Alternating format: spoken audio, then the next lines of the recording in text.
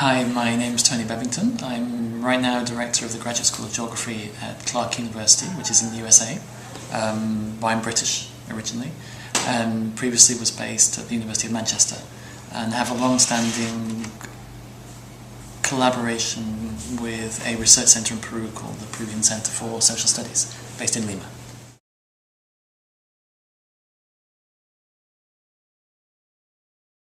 There's not a single state.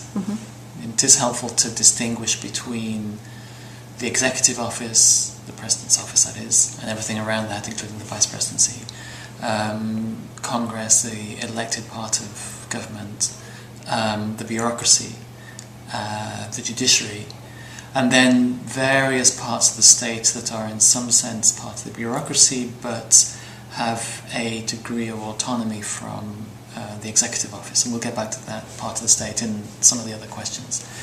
So the opening gambit would be to say that I think it's not necessarily helpful to say that the state as a whole has a single problem, a single set of problems. Now, with that said, my sense is that one of the biggest problems for regimes in Latin America, and I'm particularly thinking about the Andean region right now, although I want to say something about El Salvador, Central America later on, has been the tendency to have knee-jerk responses to how to interpret conflicts. That's to say, there has been a recurrent tendency to argue, particularly from the executive offices, and from the ruling party, to argue that conflicts are reflections of special interests, of manipulation, of political ideological projects masquerading as extractive industry conflicts. Some of which may be true in some instances, but one of the really significant problems, I think, is the recurrent tendency to offer such interpretations far too quickly. And that has a series of effects. One effect is that it casts that part of the state, speaking at the time, as not really very reflexive, as pretty authoritarian, and as relatively unwilling to learn, and as a consequence, as not illegitimate, but losing a degree of credibility and legitimacy in the process. So one set of problems come from this recurrent knee-jerk response to conflicts.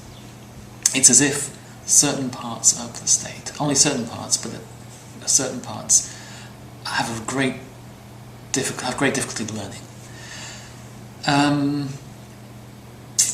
Now, a second problem, and this might be related to the first, is I think it's difficult to separate how the state, or how the regime, the ruling regime at the moment in time, responds to conflicts and its degree of dependence upon revenue from natural resource extraction.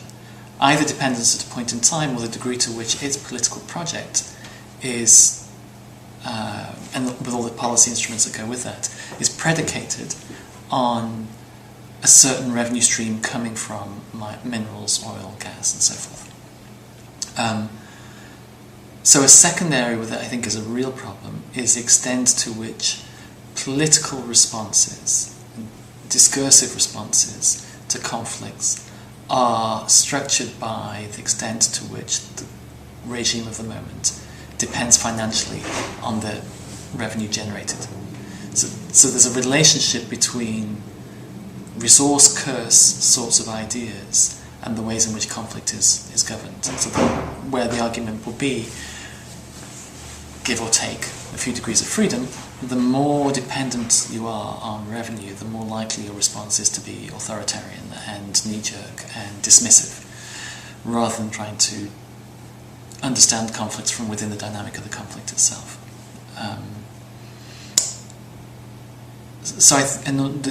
The extent to which a new regime builds a political agenda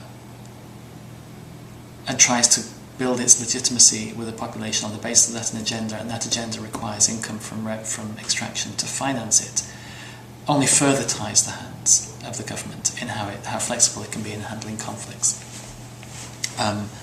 So it kind of creates a legitimacy contradiction for itself. It's either going to lose legitimacy because it's not going to deliver on the policy agenda that it has been elected on the basis of, or it loses legitimacy because it responds in this knee-jerk authoritarian way. And I think there are elements of that double legitimacy bind very visible both in Bolivia and in Ecuador right now, in the region. Other problems. So those are kind of like macro problems, I suppose.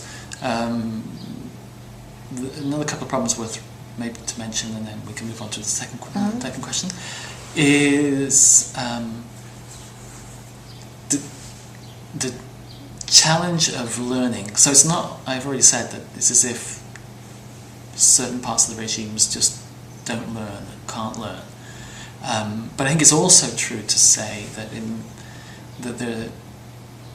one difficulty has been that there aren't systems in place, not that there aren't, but they're not particularly well-developed systems in place to help the state learn about what's going on in these conflicts.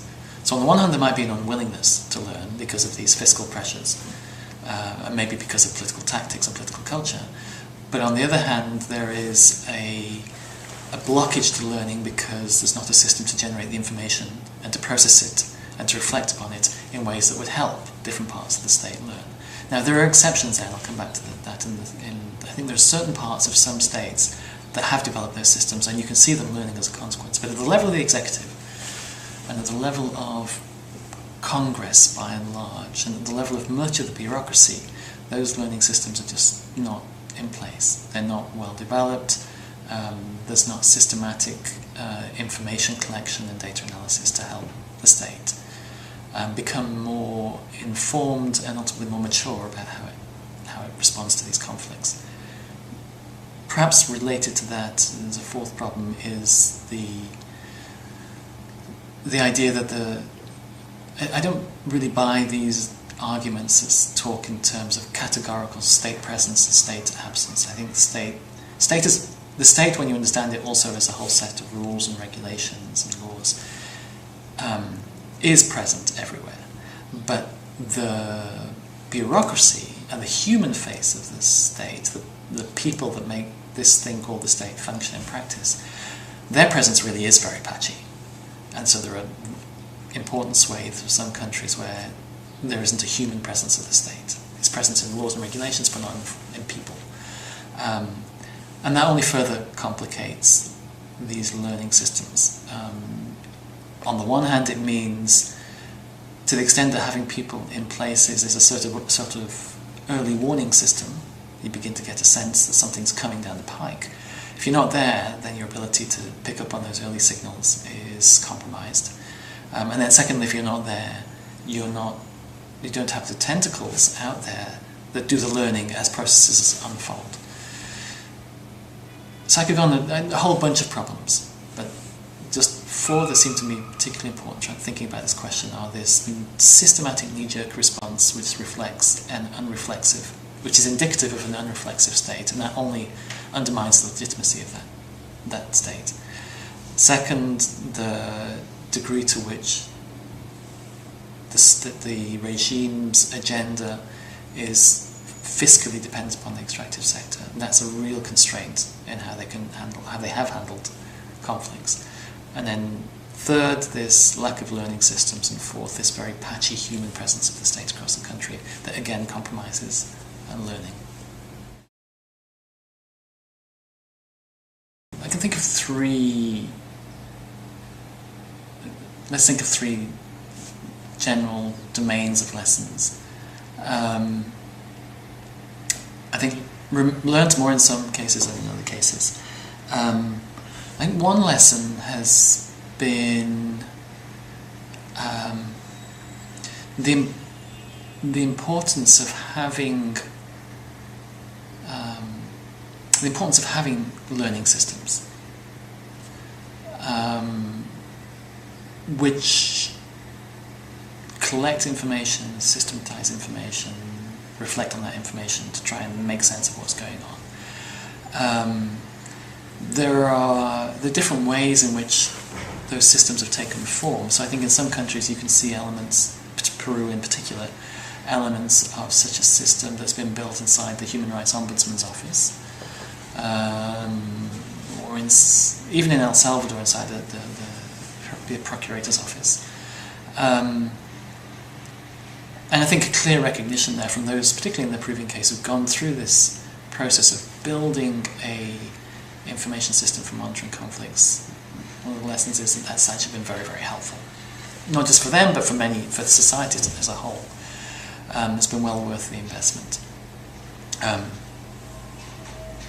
There are other variants of that I suspect don't work quite so well, but the establishment of conflict units inside the Prime Minister's office or inside certain ministries, that I think they don't work as well as a Human Rights Ombudsman Office variant, partly because the Human Rights Ombudsman's Office is a very special part of the state in that, this varies on a country-by-country basis, but in that it has a significant degree of independence from the executive. It tends to respond to Congress, not to the executive, and that gives it many more degrees of freedom to do things. Whereas conflict units based in ministries or in Prime Minister's office have much less political freedom because they depend upon the presidency, ultimately. So I think one lesson has been the value of learning and building systems that will help learning happen in a very decentralized way. A second lesson, I don't know if they've learned this lesson, but it's a lesson for me. It's a lesson they should learn, and that is that, and of course it's such an obvious lesson, but it's as if it passes them by, is that violence is remembered. So you can't respond violently to a conflict and then once that conflict works itself out or is resolved or whatever happened, then just expect that violence is forgotten.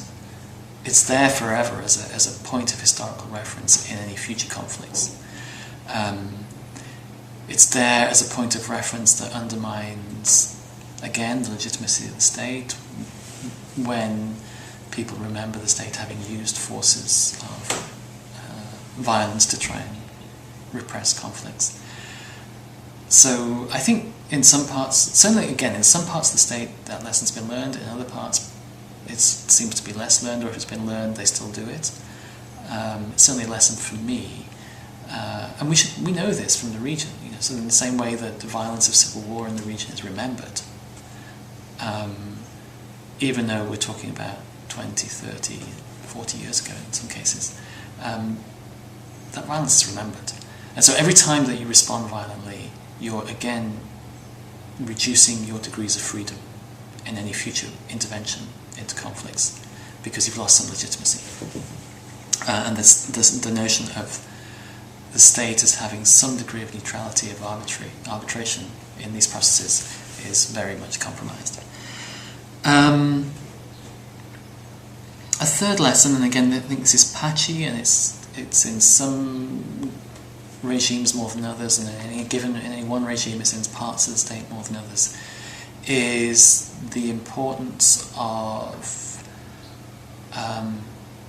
ex-ante strategic planning, I suppose you'd call it, more than anything else, as a way of potentially, and this is more a hypothesis than a lesson, because I think it's hard to make the case that it's actually been pulled off yet to know that it works, but the potential payoff is that ex-ante strategic, in some sense participatory, not in the perfect romantic sense of participation, but in some sense participatory process of strategic planning, which may take the form of strategic environmental assessment, it may take the form of strategic land use planning, that thinks about the relationship between extraction, environment and society at a scale that is well beyond any individual project. Maybe the lesson is that at least a potentially fruitful way forward, as a means of trying to govern extraction in ways that in the future may be slightly less conflictive than they are now. I think there's a sub-theme to that lesson, which is, I suspect, not necessarily the lesson that's been learned within many parts of the state, but I think it's only been learned by me, and not that that counts for anything, but I think for some others as well, is that in these processes, both the state's legitimacy and the sector's legitimacy would be enhanced if, either from the outset or as a consequence of those processes, certain potential extractive industry projects or certain areas that aren't simply national parks are determined from the get-go as areas where there will not be extraction. So the legitimacy would be enhanced, and actually the sector would probably benefit as a whole if from the outset it was willing to accept that there may be significant parts of a country that should just be there should be out of the question. There's no question that there could be targets of mining, hydrocarbons, oil or gas extraction, and there should be an outcome of one of these strategic environmental assessments, strategic land use planning exercises, that they would identify no-go areas from the outset.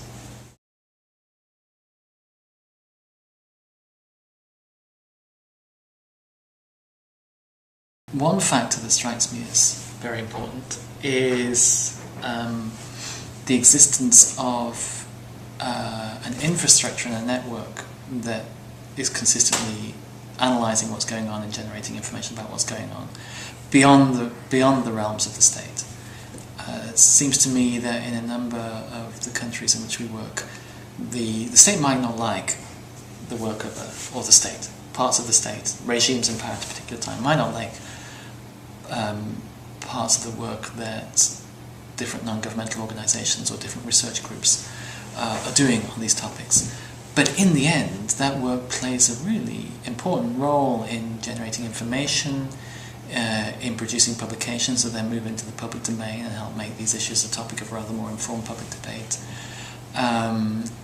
Ultimately, in generating a new generation of professionals who will be going through university, reading and discussing this material being produced by these non-profit research centres and academic university research centres. And those are going to be the professionals who are ultimately going to move into, among other things, anything from the community development parts of extractive industry companies through to the conflict units in government, through to the human rights ombudsman, and on and on and on.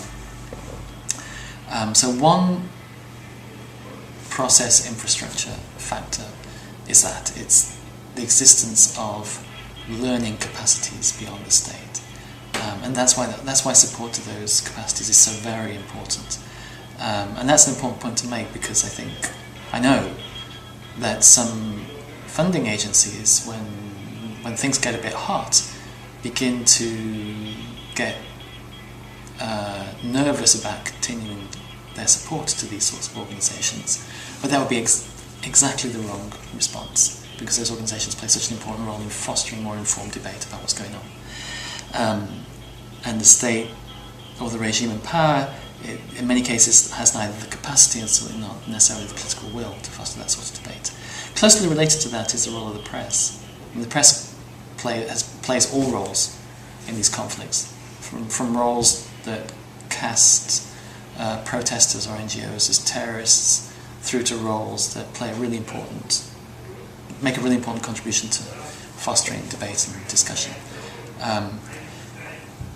In that latter part, that other face of the press, print press, particularly print press, but print and TV press and radio, I think radio also very important here, is also a very valuable contribution to the building of these sorts of capacities for debate and dialogue and analysis. And just understanding what the devil's going on in these conflicts. Because, again, I think one of the lessons coming out of much of that work is these conflicts are terribly complicated. There's a whole bunch of things going on at the same time. And to get a handle on that depends upon the sorts of information and pre-processing, pre-analysis of information that these sorts of research centres and careful, non-partisan press, particularly environmental journalists and human rights journalists, are contributing.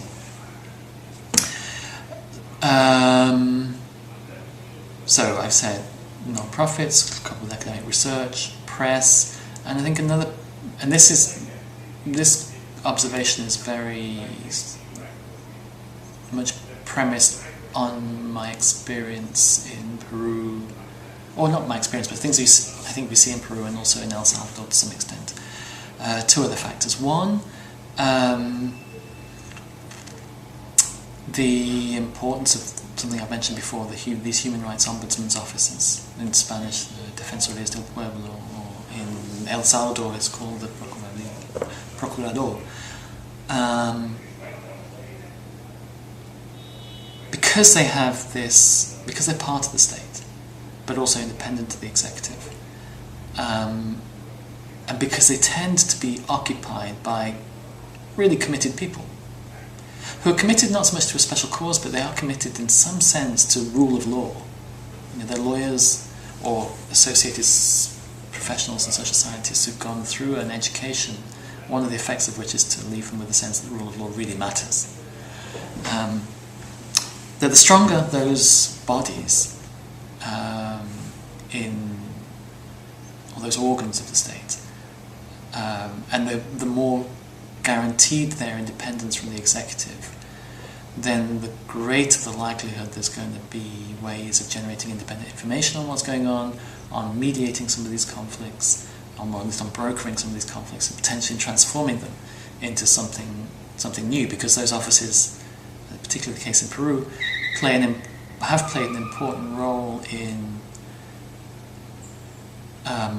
learning from the conflicts in which they've been involved, which are many, and translating that learning into proposals for legislative change. Now, they can't make those proposals happen, but they can put them into the public domain and put them into Congress with the degree of legitimacy that comes from the legitimacy of being the Human Rights Ombudsman's office. So that's another important part of an infrastructure, independent Human Rights Ombudsman's offices.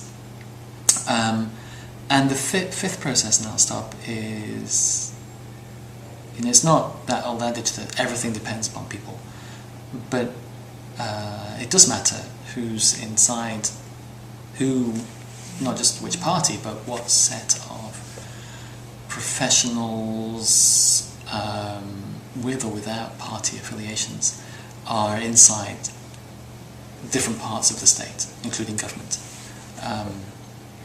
at any one point in time. Because I'm convinced that in at least what I would deem to be some of the most interesting innovations, or at least experiments to try and innovate, have happened in institutional venues where you have a lot of people who are just well trained and are committed and come from some sort of background in which there's already a culture of reflecting on, trying to make sense of, and trying to do something about the issues that you're addressing, rather than just addressing them in a more immediate, knee-jerk sort of way. So another part of the processes that help foster these sorts of innovations hinges around who happens to be in government.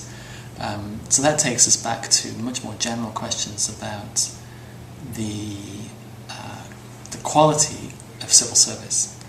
So the stronger civil service, the better, the more trained, the more experienced, and therefore the better paid, because you don't get those sort of people in government for free. the greater the likelihood that innovations are going to emerge that are going to help transform these conflicts into something much more productive. Thank you very much for your time. Pleasure. Thank you.